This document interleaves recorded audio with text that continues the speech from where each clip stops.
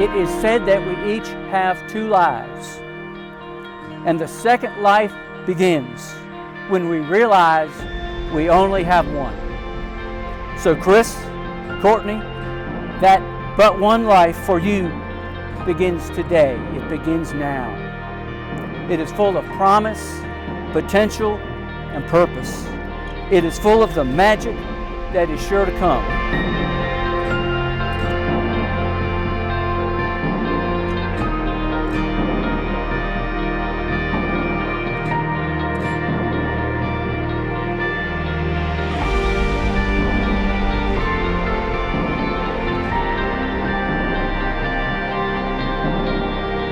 Those who don't believe in magic will never find it. It is clear to me and the rest of us that the both of you today have found your magic.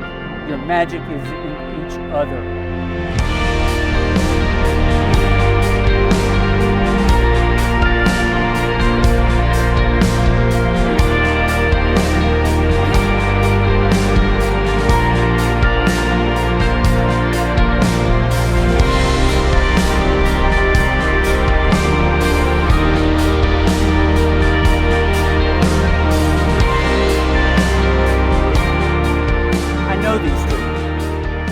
I have trust in their love.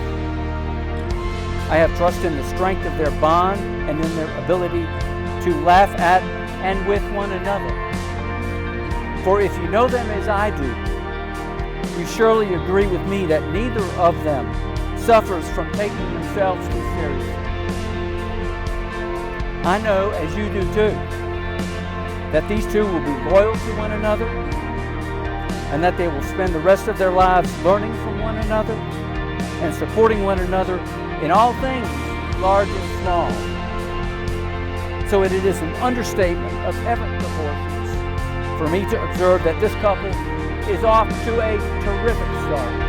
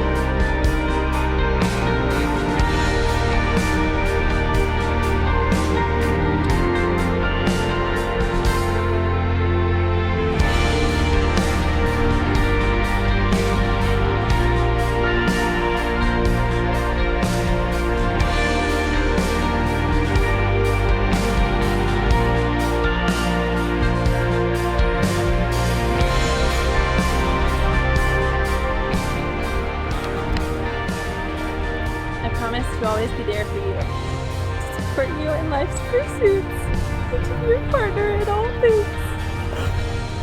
I promise to celebrate your triumphs and to bring you peace during turmoil.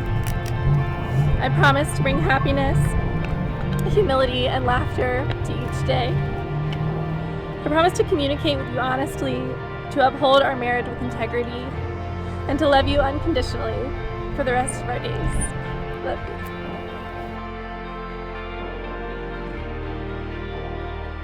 Cody, I promise to always be there for you, support you in life's pursuits, to be your partner in all things. I promise to celebrate your triumphs and to bring you peace during turmoil. I promise to bring happiness, humility, and laughter to each day. I promise to communicate with you honestly, to uphold our marriage with integrity, and to love you unconditionally for the rest of our days. I love you.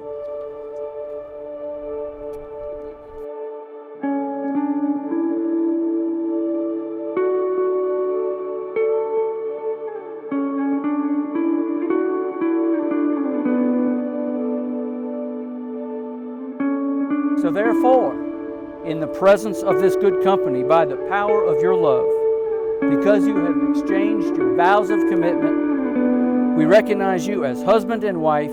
You may seal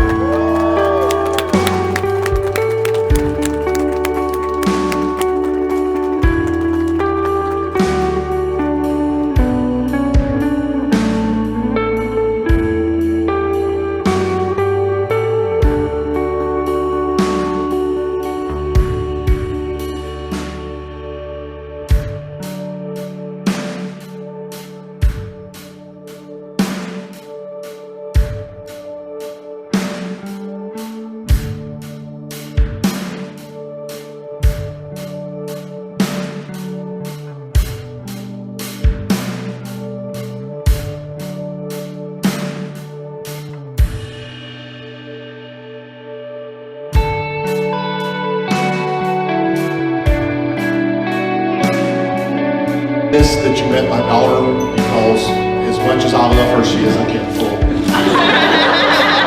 And now she's your handful. But anytime you need anything, you know where I live, you know what my number is, and reach out. I love you guys.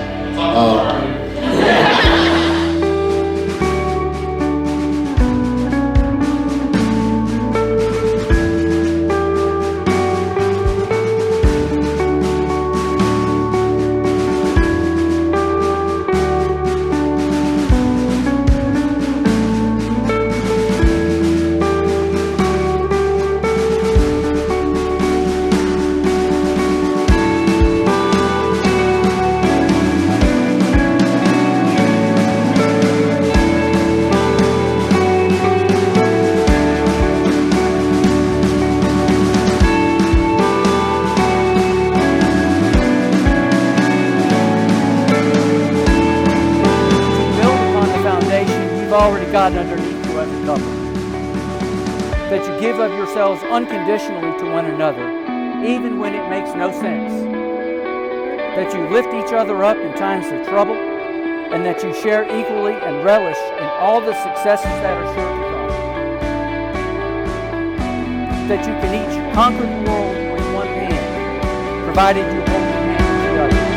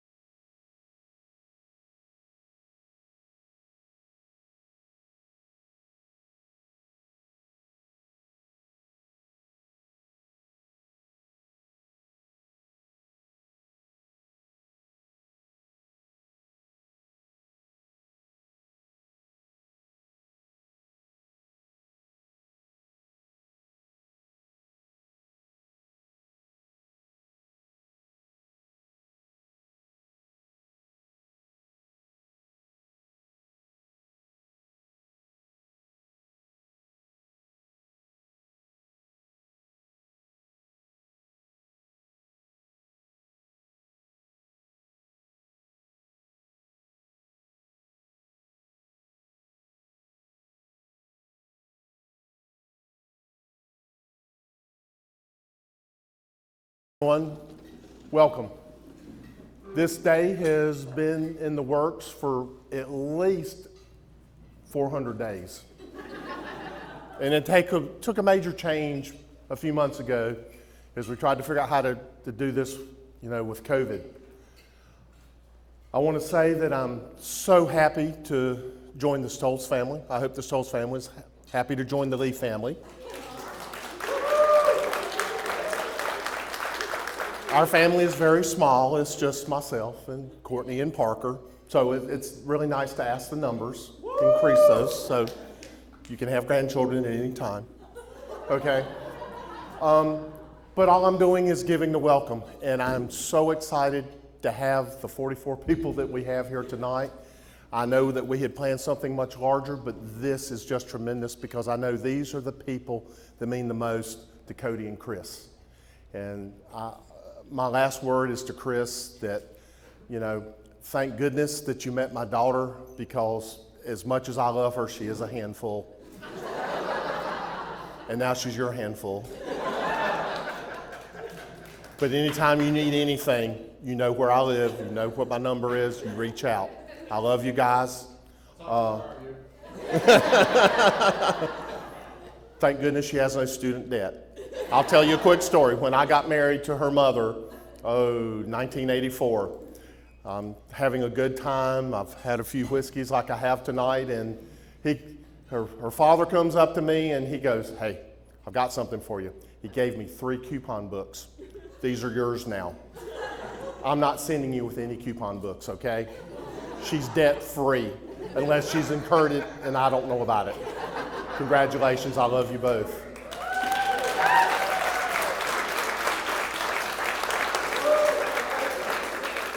Next, we have Milu.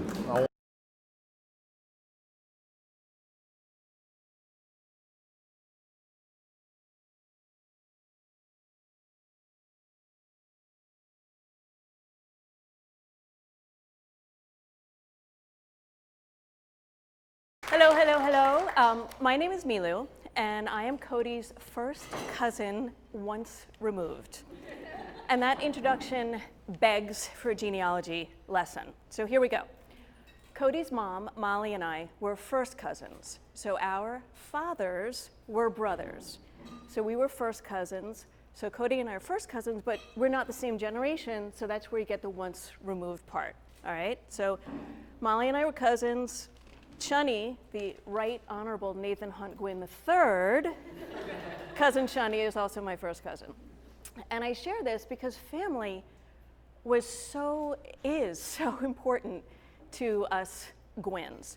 So important that at one point, Hugh and Molly and I thought it would be a great idea to have Cody come up and spend the summer with us in Brooklyn to meet her second cousins, Tucker, Cooper, and Sawyer, who are with my beloved husband, Michael, here. That was our contribution to the Gwynn family. And our nanny was really happy to have a mother's helper with 3 boys, 5, 7, and 10. So she came up the summer of 2006, and we got off to a really rough start. We scooped her up from the airport, and we came home. She was unpacking, we were making dinner. She said, "Oh, I forgot something in the car." It's all right, here's the key to the truck. It's parked right in front. She goes down, she leaves, and we're all busy, and she didn't come back. I don't know if you knew this, Hugh. About 10 minutes later, we realized Cody was still not back yet. So we all flew outside, and she was just like 5 or 6 houses down, sobbing. This capable, incredibly poised woman that you see here today couldn't find her way back to the house. She was right in front, the car was right in front. She got lost. But in her defense, the brownstones in Brooklyn do kind of look a little bit alike. So that was the first summer, and then she came again every summer until this year. So for half of her life, she's been coming and spending time with us in Brooklyn. In 2016, Cody became a yoga teacher. And if any of you practice yoga, you know that that is a huge undertaking, and it speaks to what her friends so lovingly talked about last night, her desire to explore new things and challenge herself. 200 hours is a lot, and you have to learn Sanskrit, which isn't everyday kind of endeavor.